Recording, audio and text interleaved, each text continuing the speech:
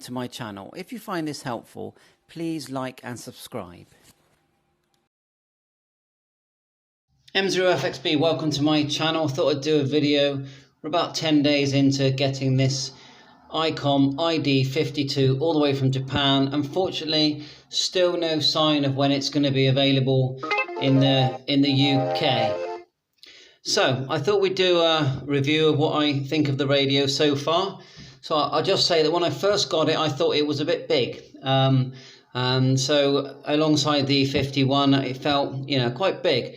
But I can say that after, say, a couple of days of using it, the size adjustment really grew on me. And now I like the fact that it's quite a big radio, even to the point where I've added a larger battery, which is the BP307. And it makes the whole thing feel even more solid. And it's definitely not going to fall over. So let's talk about the radio.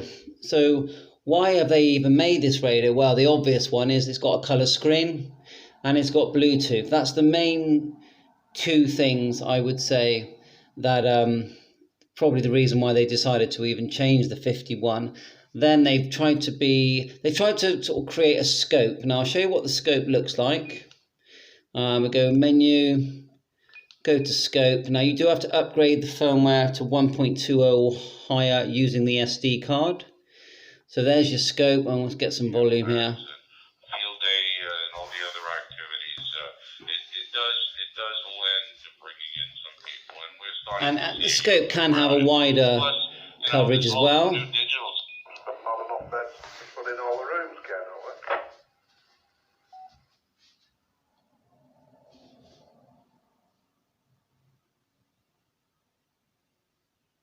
Nice when they leave a gap, isn't it? He said, okay, yeah, well, we're not short of bed.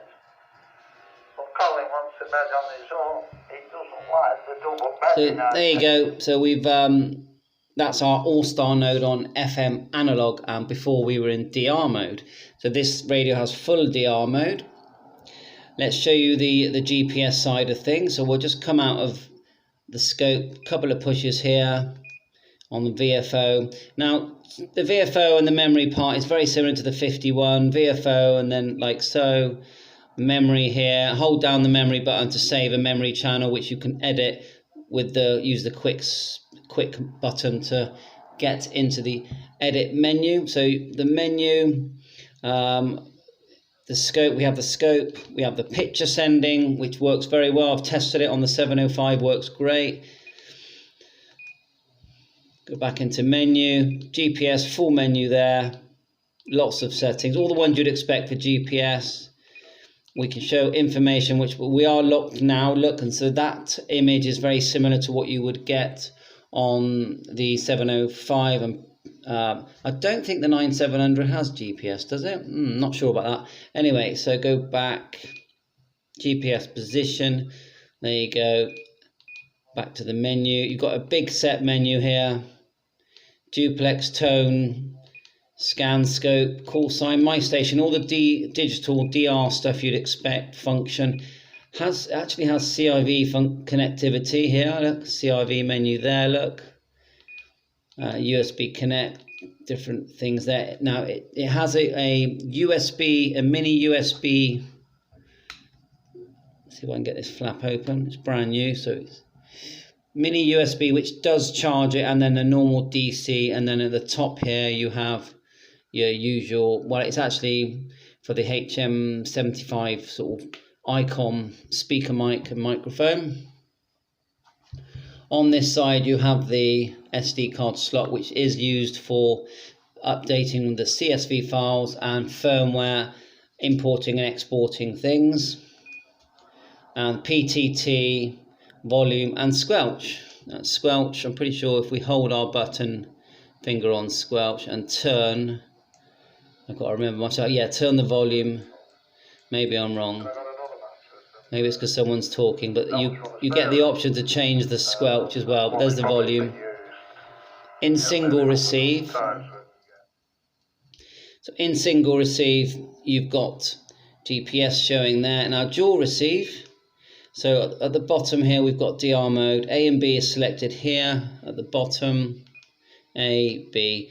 Now if we go to A and hold down DR, look, we got DR mode A and B, and it is simultaneous receive, and I have never seen that on any radio ever.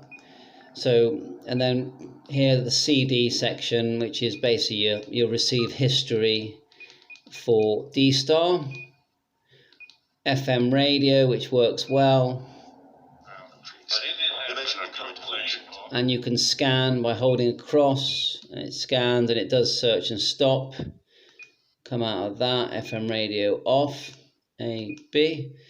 So I think that's an overview. So I would say it's fantastic radio. If you've already got a 7300 and you haven't got a 9700, you might as well get one of these. In the US, I think they're going to be under $500. In the UK, probably 500, 525 plus delivery.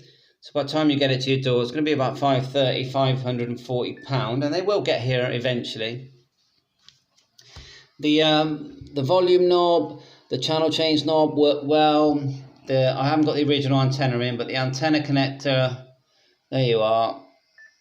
It's this type of connector. SMA male, is it? Right, okay. Put that back on, and there's plenty of antennas that will fit this. The radio, if I just turn it off, now you have to bear in mind with this radio, to turn it off, if you try and turn it off as soon as you've turned it on, there's a bit of a delay, so just bear that in mind. The ICOM 51 battery does fit, as does the ICOM 705 battery, probably the ICOM ID-31 does, I would say. This is the 307. So if you get the one that comes with it, I think is the 271. It's the thin one. It's pretty much level with this section here. So it's a thinner package, which is fine, but I like it. I like this battery. It's solid. So turning it on, it's a bit of a delay. It's a bit of a delay there. Yeah, you do have to sort of dig in a little bit to get the thing to come on sometimes. It doesn't come on every time. So yeah, I'm not sure if that's just this one or any one. So I'll obviously recommend you get it from the UK. Wait for your local seller to have it, so you've got full warranty and any problems at all with it. So I think that's about it. This is the Japanese model. So on the B band, these are where it goes. Look, I'll just show you that. On the A band, go to VFO and select that like that, and then it does the 220 but not transmit. See that? AM, it does do AM. There you go, see it just flicking through. Goes on and on, doesn't it? There you go. Okay, so thanks for watching. We're about 10 days in. I think it's a great radio. I think it's going to be very popular. And yeah, look forward to contacting some other people using the same radio. 7.3, all the best.